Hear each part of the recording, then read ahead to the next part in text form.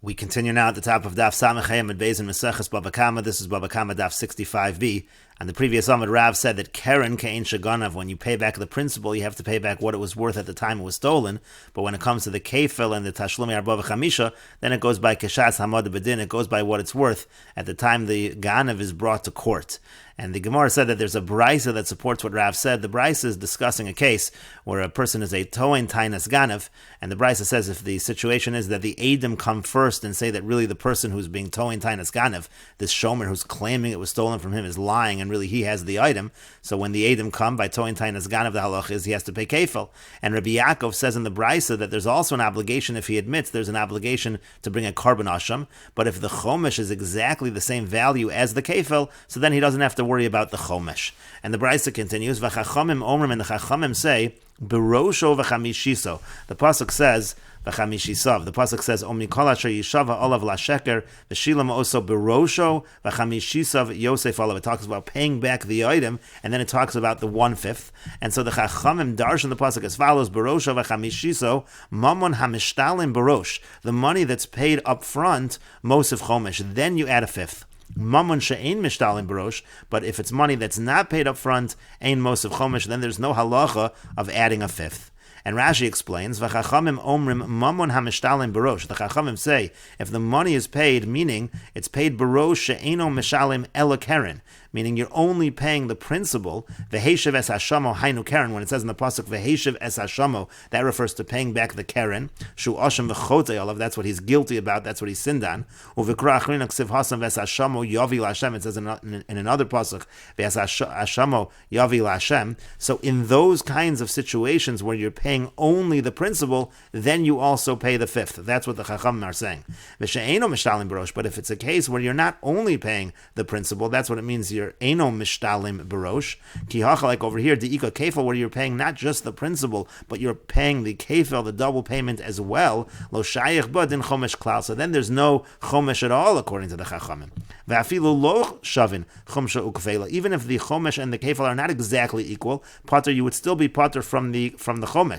Meaning the chachamim are arguing in Rabbi Yaakov, and they're saying there is no obligation whatsoever in this case to pay chomesh, because it's only barosho v'chamishiso. Only if you're paying barosho, meaning only the keren, that's what they're understanding barosho to mean, only then do you pay chomesh. For Rabbi Shimon, asham ka'asi la'asufi leftur. Now Rabbi Shimon, we'll see in a moment, he's coming to say that even the korban asham is pater in this case. The point is the chachamim say there's no chomesh whatsoever when there's a kefal, not only when the chomesh and kefal are exactly equal like Rabbi Yaakov, but there's never a payment of chomesh. And the brisa continues, Rabbi Shimon ben Yochai Omer, Rabbi Shimon bar Yochai says, this is the Rabbi Shimon that Rashi just mentioned, Ein chomesh v'asham mishtalim b'makom sheyesh kefil. You don't pay chomesh or asham. He's adding on asham as well. There is no korban asham in a situation where there's a payment of kefil. And so the Gemara now explains why this brisa is a support for Rav. Katani miyas, what does it say nevertheless in this brisa? According to Rabbi Yaakov, it says, chomsho ola lo b'kfelo. It says the chomesh counts as the kefil as well. Divrei Rabbi Yaakov, that's the opinion of Rabbi Yaakov. So, hey Chidami, what exactly is the case? How do you have a situation where the chomesh, which is 1/5 of the principal, is exactly equal to the kefil, which is the principal itself? It's doubling the principal. How can they be exactly equal?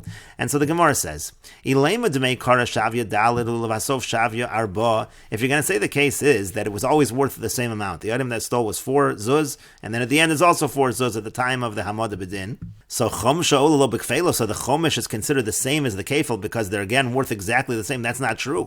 Kefela arba, in this case the kefil is going to be 4 because you're doubling the keren. It's exactly the same as the keren. The chomesh zuzah, but a chomesh, if you're doing 1/5 of what was stolen, which is worth 4 zuz, so 1/5 is just going to be 1 zuz. They're not going to be equal. And the reason why the Gemara is saying that 1 zuz is 1/5 of 4 is because if you take that 1 zuz and add it to the 4 zuz, that's a total of 5 zuz. That's 1/5 of that total of 5. But in any case, the Gemara says, elalav, rather is it not? It can't be that it's worth the same amount the whole time. Then the chomesh and the kefil are not going to be equal. Rather, it must be the case of Rabbi Yaakov is to make kara shavya arba, that originally when it was stolen, it was worth 4 zuz. Ulav asov shavya zuz, and now at the end, at the time of the hamada bedin, it's worth 1 zuz. And so the kfela zuzah, so the kefil goes by what it's worth now, which is 1 zuz. So the kefil is 1 zuz. The chumshe zuzah, and the chomesh is again, that's going to be 1/5 of the original what was stolen. And as we said, 1/5 in this case, if it was 4 at the time it was stolen, it's going to be 1 zuz, and that's the only way you can come up with a scenario show that the chomesh and the kefil are equal, that's a support for Rav. Alma, we see, Karen Ka'en Shaganav, you see from this opinion of Rabbi Yaakov, that Karen follows what it was at the time that it was stolen. Tashlume kefil, but Tashlume daled v'hei, but the Tashlume kefil and the Tashlume daled v'hei, kashas hamoda b'din, that follows the time of the hamoda b'din of the court case. And Rashi explains the kfeila zuzah, the chomesh zuzah. In this case, the kefil is a zuz, and also the chomesh is a zuz. The chomesh basar karnash. And Rashi says that the chomesh follows what the keren payment would be. The keren mishalim ka'en shaganav, and the keren is again ka'en shaganav at the time. We go by the value at the time it's stolen. Nimtza keren dalid comes out again. The keren is 4. The chom shel mosif olav mibachutz a zuzah, and so the chomesh therefore is going to be a zuz. As we said, that's mibachutz, meaning you add the zuz to the 4. You have a total of 5, and 1/5 of the 5 is going to be that 1 zuz. Ukfeila zuz, and the kefil is also 1 zuz. The kefil kashas hamoda b'din, because the kefil follows the time of the court case where it's worth a zuz. V'hainu karav, and this all follows Rav. The ilav karen kein shaganav lo have a zuz a chomesh, because if not for karen kein shaganav, then 1 zuz would not be a chomesh. The kefil kein shaganav have a dalid, and if kefil followed the time of the geneva, then the kefil would be dalid and not a zuz. Elashmami no karav. Rather, we see from here like Rav. And the Gemara continues. Amar Rava says liolam demei kara shavya arba v'hashtanami shavya arba. Really, we can say that this brisa and this opinion of Rabbi Yaakov is talking about a case where originally when it was stolen it was worth 4 zuz, and now also it's worth 4 zuz. Udukakash, and that which you asked, kefela dalid v'chom zuz, you said that in that case the kefil would be dalid and the chomesh would be a zuz, it wouldn't be exactly equal. Hacha b'mayaskin, and here what is the case? Kagon shenishba v'chazar v'nishba arba pa'amim. The case is that he took an oath and then he took an oath again. He did it 4 times. V'hoda, and he admitted. So you have to pay on each one of those. V'atorah amra v'chamishisav. The Torah says chamishisav in plural. HaTorah ribsa chamishios harbe v'karnachas. The Torah says you can have many 1/5 within 1 keren, and therefore if it happened over and over again, actually the chomesh could end up being exactly dalid, just like the kefil. And the Gemara says, Amar Mar, the master said, v'chachamim omrim barosho v'chamishiso. The chachamim say, it says in the pasuk barosho v'chamishiso, which means mamon hamishtalim barosh mosif chomesh. If you have money that's paid barosh, which we understand to mean you're only paying keren, then you add a 5th. Mamon she'ein mishtalim barosh, but if it's ein mishtalim barosh, meaning you're paying kefil, ein mosif chomesh, then there's no halach of chomesh according to the chachamim. Avol asham maisi, but it sounds like the chachamim are saying, unlike Roshim Bar Yochai, that you do bring the carbon asham in this case, even though you're paying kefil. Ma'ishna chomesh delo meshalim. What's the difference by the chomesh? You don't pay the chomesh d'chsid barosha v'chamishiso, as we said, because it says in the pasuk barosha v'chamishiso. Asham nami lo meshalim. You should also not have to bring a carbon asham. D'chsid barosha v'chamishiso ve'es hashamo, because it says barosha v'chamishiso, and it also mentions the carbon asham over there. And the Gemara says, Amri lach Rabbanan, the Rabbanan will say, Es paske kra, the fact that it has the word es there in the pasuk, that creates a separation, and it separates the word asham from the drasha we're making earlier, and therefore the carbon asham is still brought. And the Gemara continues, Rabbi Shimon ben Yochai, and Rabbi Shimon bar Yochai, he responds to that, Ve'es arve kra, that no, ve'es is actually a connecting. It connects the word and says also the carbon asham does not have to be brought. But the Rabbanan say back to you, Lo lichtov rachmana lo vav v'lo es. The pasuk should not have the vav or the s. In other words, Rabbi Shimon bar Yochai is saying the fact that the s has a vav creates a connection. The Rabbanan say that doesn't create a connection. If you wanted to create a connection, don't have the vav or the s. Rabbi Shimon ben Yochai Amar, but Rabbi Shimon bar Yochai says, Rabbi Shimon ben Yochai Amar lach, Rabbi Shimon bar Yochai says to you, es lo sagia, and es lo sagia de lo kasav, you can't not have the word s in there, lafsuke ben mamon gavoa le mamon hedyot, because there has to be a separation between mamon gavoa and mamon hedyot. Hilgach asa vav, therefore the vav comes along, arve kra, and that says to actually connect the different words in the pasuk. And Rashi explains, v'rabbanan amri lach, the Rabbanan will say to you, ila arvinu kaboy, if the point is to connect everything in the pasuk, lo lichtov lo vav v'lo es, so then it shouldn't have the vav or the s. But Rabbi Shimon bar Yochai says, no, we need to have the s, lafsuke ben mamon gavoa asham, we want to make a separation between mamon gavoa, that refers to the carbon asham, le mamon hedyot, to mamon hedyot, that refers to the chomesh, the 1/5. The lav orachara la aruvinu le hedyot, it's not appropriate to connect them explicitly, because one is gavoa, one is lashamayim for HaKadosh Baruch Hu, and one is mamon hedyot, so therefore you have to have the s, but the vav comes along and does create a connection. And the Gemara continues, Amar Rabbi Law says, Gonav Tlev v'nasa ayil, if a person steals a lamb and it becomes a ram, it becomes an adult animal. Egel v'nasa shor, if he steals a calf and it becomes a shor, it becomes an ox. Nasa shinoi biyado, that becomes a fundamental change in his possession in the animal which he stole. V'kano, and therefore he acquires the animal. And tavachu machar, therefore if he slaughters or sells the animal, shalohu toveach, shalohu mocher, he's slaughtering his own animal, he's selling his own animal, and there's not going to be a payment of arba v'chamisha in that case, according to Rabbi Law. Eisvei Rabbi Chanina Rabbi Law. Rabbi Chanina asked Rabbi Law a question from the following brisa. Gonav Tlev v'nasa ayil, if he steals a lamb and it becomes a ram, Egel v'nasa shor, a calf and it becomes an ox, Mishalim tashlumei kefil v'tashlumei arba v'chamisha ke'ein shegonav, he has to pay the double payment, he has to pay the 4 or 5 times the amount, and he follows the value, what it was worth at the time that he stole it. And so the Gemara asks, Visal kadaitach kanya b'shinoi. If you think what you're saying is correct, that there's a kinyan over here, he acquires the animal because it's considered a shinoi, amai mishalim, why is he paying the 4 or 5 times the amount? As we said above, shalohu toveach, shalohu mocher, why don't we say that he's slaughtering his own animal, he's selling his own animal, there should be no payment of arba v'chamisha. This brayso is a question on Rabbi Law. Amar lei, so he said back to him, Vielamai, so rather what are you going to say? How are you going to understand this brayso? Shinoi lo kani, are you going to say that a shinoi does not create an acquisition, he doesn't actually acquire it? If you're going to say that there's no kinyan in this case, so amai mishalim kein shagonav, so why does it say in the brisa that he follows what it was worth at the time that he stole it? L'shalim ki hashday, should actually pay according to what it's worth right now, meaning to say, if you're saying kein shagonav implies that the person who stole it actually has acquired the item with the shinoi, and therefore he pays you back according to what it was worth at the time he stole it, because that shinoi is actually considered to be in his possession. But that's not what it says over here. What it says over here is you're going ke'ein shaganav, and if you're going ke'ein shaganav, that sounds again like there is some kind of acquisition. If there was no acquisition, it should be ki hashta.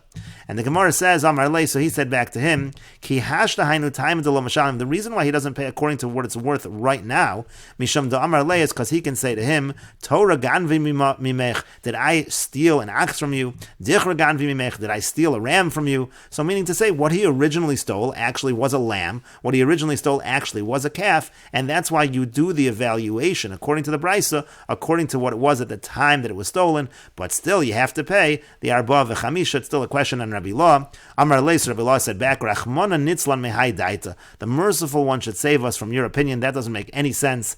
Amar lein, he said back to him, Adrab, on the contrary, Rachmana nitzlan midaita didach, the merciful one should save us from your opinion. And Rashi explains, Nasa shinoi biyadu ukno, again this is the opinion of Rabbi Loi, that it's considered to be a shinoi when the animal becomes an adult and therefore the ganav acquires the animal. B'shinoi lohamilsa, it's considered to be a shinoi in terms of this halacha, dim tavachu machar shelo toveach v'chulu, that if he slaughters it or if he sells it, he's slaughtering or selling his own animal. Upater midalid v'hei, he's actually going to be pater from 4 or 5 times the amount. Avol keren v'kefil, but Rashi says when it comes to paying the principal and the kefil payment, meshalim keren ki hashta, he's going to pay the keren according to what the value is right now. The kefil ke'in shaganav o kashas hamad bedin, and when it comes to the kefil, he's going to pay the kefil either according to what it was worth at the time that it was stolen, or according to what it was worth at the time of the court case. And Rashi continues, ke'in shaganav, again the Brisa said that you pay the dalid v'hei according to what it was worth at the time that it was stolen. Again, Rashi just mentioned that by kefil it could either be ke'in shaganav or kashas hamad bedin, and that's what Rashi now says, l'kamon osvinon l'rav meha. Later on we're going to ask a question on Rav from this Brisa, to Amar Tashlume kefil dalid v'hei kashas hamad bedin, because again Rav said that kefil, dalid, and hey are all kashas hamad bedin, and here it's saying the dalid v'hei is ke'in shaganav. Again, that's why Rashi said when it comes to the kefil, it's either ke'in shaganav or kashas hamad bedin. That will be discussed. Ula Rabba, now according to Rabba, the Amar Rabba said earlier on Amid Aleph, Tavra Oshasi Mashalim Dalid. He said that if you break the barrel of wine or you drink from the barrel of wine, so you have to pay 4 kedahashta what it's worth right now. So lekal osve. There's no question from our brisa on Rabba to yachal ishnu, because that you could always answer the hachmas nisa kefil dalid vehein dafka nakat. That our brisa here is just talking about kefil dalid and hay. That kefil dalid and hay are going to be ke'ein shaganav avol karen. But when it comes to the karen, hechad de'eshkach kihashta mashalim. So then maybe you would pay according to what it's worth right now, like Rabba. So this brisa is not a question on Rabba, it would only be a question on Rav. And then Rabbi Chanina said, why is it that you pay the dalid v'hei according to what it was worth at the time that it was stolen? Because the person can argue, Torah ganvi minach, did I steal a shore from you, bit me? It's a wonderment, of course I didn't, and therefore he pays according to what it was worth at the time it was stolen.